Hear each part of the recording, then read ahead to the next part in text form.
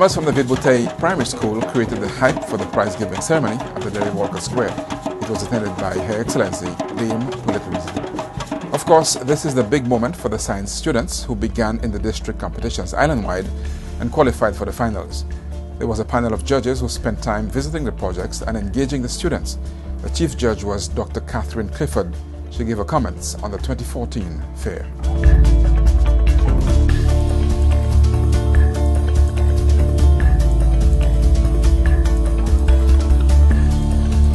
We had projects from a variety of categories: science and technology, math and logic, alternative energy, environmental science, agricultural science.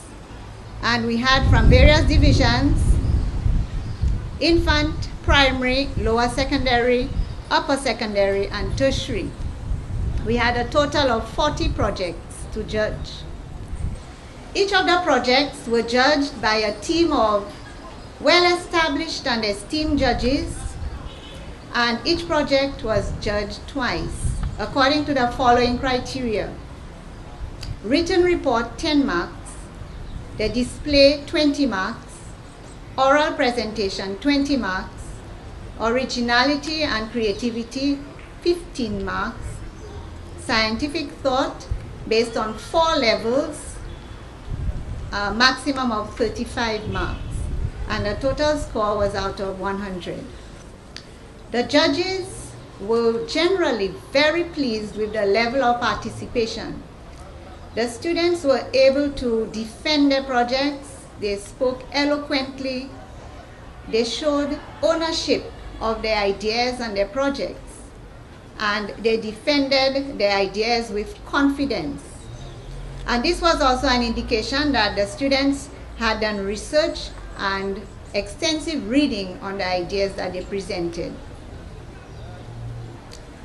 There was a noticeable improvement in the expression and grammar of the reports, although we had some reports that were missing components, but generally they were well done. I want to end on a high note to congratulate all the students, all the participants. You are all winners in the science and technology fair. Thank you. This science fair and the various district level competitions which preceded enables pupils to learn science in very interactive ways. Students and teachers alike learn from the creativity and the innovation that they explore, and of course that of interacting with others. We believe that the Science and Technology Fair is a good platform to encourage young children, hopefully to do more science subjects in schools and of course more projects. The overarching purpose, therefore, of the Science and Technology Fair is to develop that scientific attitude in the young minds of our country, to make them realize the independence of science, technology, and socio-economic development. I wish to commend students immensely for their participation. Our sincere commendations also go to the teachers who supervised the evolution and the development of this project. If you look around, you can see the creativeness, the art and craft in the display of some of the booths. So I was contemplating maybe next year, God's Fair Live, we would have a new category maybe. The best presented booth, maybe in decoration, in presentation, maybe we need that as a prize. We had that some years ago, and some of my judges would support me in that. Maybe we need to do the best. Some of the schools, the booth really went beyond the limit to get the presentation attractive. So visitors come in, they are encouraged to go there. And that's a positive for those schools, and generally the presentation was excellent. So all the schools, the booth, give yourself a round of applause for an excellent presentation.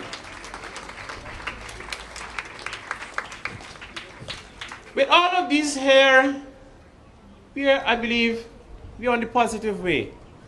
We need to continue this effort of our students building that creative analytical problem solving. because a lot of projects actually address everyday issue, health, economics, sustainability, climate change. They address those.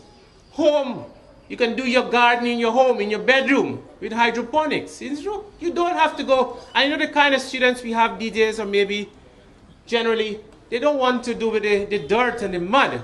But you can do hydroponics in your home, in your bathroom, in your toilet even, set up, and you can grow your plants. You don't have to go out in the field. That's where we bring in the technology, and that is live and direct. So a lot of projects is actually addressing everyday issue, and that's excellent.